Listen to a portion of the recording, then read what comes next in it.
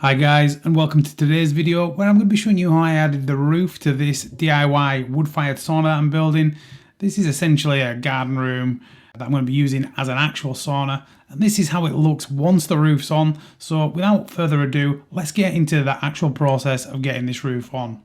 So the first job here, as with any job, is marking out, and here I'm marking out roughly 400 centres. This is not a precise measurement on most of these, and there are several reasons for this. Firstly, we have an overhang of 150mm on the front and back, so that has to be accounted for.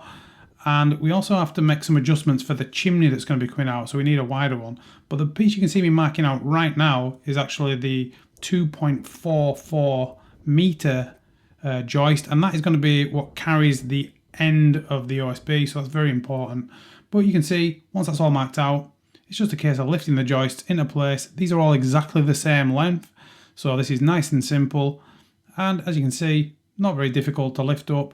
And once we've got that done, we can start attaching the front and back joists. And these are going to be our guides, so we can make a straight line through on the other joists. And that's what you're going to be able to see me doing now. So you can see that I have attached a string line that wraps around the front of the front joist there and the back of the back joist.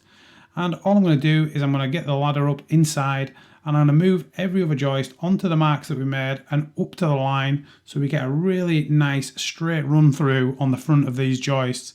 So this is extremely simple. It's just a case of coming up as close as you can to that string line. You want to be probably around 1mm away or even less, just enough that you don't push the string out. And that's going to make sure you have a really nice straight line through on every joist. So as you can see now, if we look down this with the camera, these run through absolutely perfectly on the front, or on the right hand side should I say. And if we look at the left hand side here, we're just going to angle the camera around, and you can see again perfectly lined through. And that's essentially what we're looking for here. So there's around 100mm overhang here. And if we look inside, you can see how these are spaced. So they're around 400mm. The only one that's much bigger is this one here, and that's because, as you can see where I've marked out here, this is where the chimney is going to be going out between these two joists. And you can just see where the stove is actually positioned on the floor here. And the goal here is the stove has to be a certain amount away from the walls, around 150mm, and also we need at least 100mm clearance between any combustible materials such as these joists. So this is very important.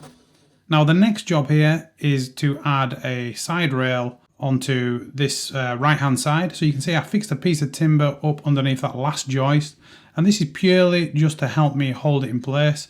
Obviously if you have someone to hand to give you a lift with this, somebody could just hold that other end for you, but on this occasion I was on my own, so it's just handy to rest it on something rather than struggling on your own. To fix this, we're just going to get 2 screws into there. I have marked the back of this with a pencil mark, which accounts for the distance between the edge of that joist and the 150mm overhang that we want off the front of the building there. So I wasn't just guessing, I actually knew exactly where that was going. Once the first one's fixed on with 2 screws, I'm going to move to the back. And first things first, I'm just going to take that support off. We don't need that in place. We don't want to rely on that for having us in exactly the right place. It's really just there as a support. I would much rather feel this with my fingers and make sure that they are completely flush on the bottom there. So same thing here, 1 screw in the bottom, 1 screw in the top. You know, nothing overly complicated. That's going to hold it roughly in place. And once that's done, we can just move along to every other single joist here and add 2 screws. Just gives it a really nice solid fixing.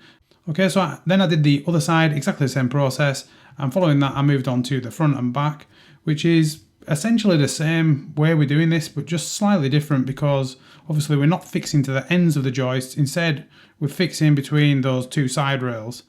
But you can see I've done this nice and tight. It's just a case again of adding 2 screws in. That's going to get it really nice and solid. So on that right hand side, 2 screws, then move over to the left hand side, up we go, take that support off again, we don't need that there anymore, and that allows us to adjust it into exactly the right position, which you can see me doing now.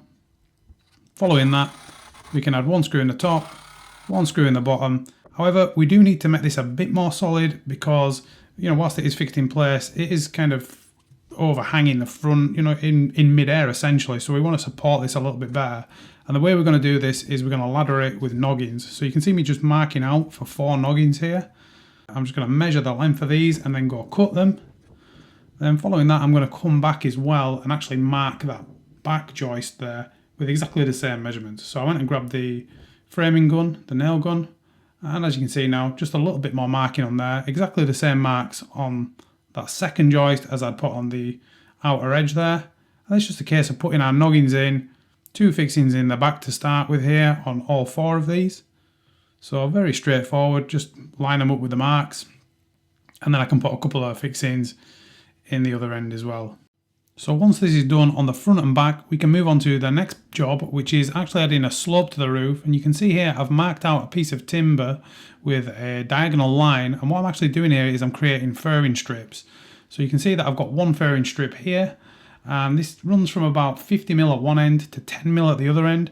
I had planned to do this with a table saw, but the table saw couldn't handle it. So I actually ended up doing this freehand with the circular saw for the first one. However, following that, you can see here that I've fixed it to a piece of 4x2. And I'm actually going to use it as a guide to keep cutting the remaining furring strips. So basically that one that I cut manually there was the guide. And Evie came out and helped me to hold this. We just basically fixed the guide to a piece of timber, set up a guard on the circular saw, and that allowed me to cut perfect furring strips that were exactly the same to the original one that I cut the first time. So you can see there how that works out, and it's just essentially a case of cutting it for every single joist, and that's going to allow us to create a fall on the roof. So you can see how these look now. I'm just going to lift them up and fit them in place. And it's important to point out the reason that I've done this. So the reason that I've done this rather than creating a sloped roof is we want a flat ceiling. And this is extremely important inside a sauna, because if you do not have a flat ceiling, all the steam and heat is going to move up into the higher area of the ceiling. So a sloped ceiling would be a complete disaster really in a sauna like this, because it would completely destroy the airflow inside. So that's the reason we're actually using the furring strips. Following that, we're going to stick some OSB on top. So pretty simple here. I'm just going to lift this up. Now you can see we're starting to get a little bit of rain here, and that has been a plague on this job. There has been a lot of rain, so I've been constantly getting caught in showers. And as you're going to see in a second, this really starts coming down here. So I'm just putting a couple more fixings in them furring strips there, and then I'm going to climb up onto the roof. And as you can see, the rain is starting to get a bit heavier, and in a second it really starts coming down, and I'm not a big fan of the rain, so you're going to see that I retreat pretty quickly here and get out of this shower. So I'm just going to leg it inside for a minute. But you know, this passed pretty quickly. It was a quick shower, and following that I got the next piece of OSB up, which was just like a ripped cut.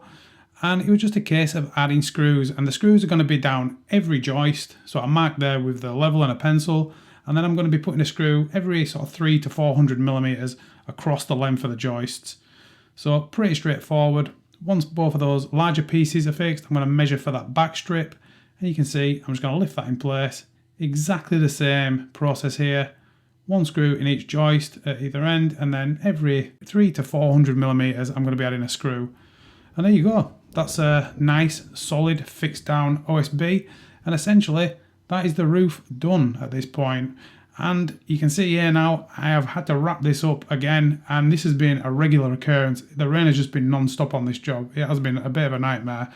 But with that said, you can see now, when the weathers are looking a little bit brighter, it's actually looking really good. And I've got to say, I'm really happy with this. So if you've enjoyed the video, guys, hit the like button. If you want to see what's going to continue to happen with this DIY sauna build, make sure you subscribe to the channel, and I will see you in the next video, guys.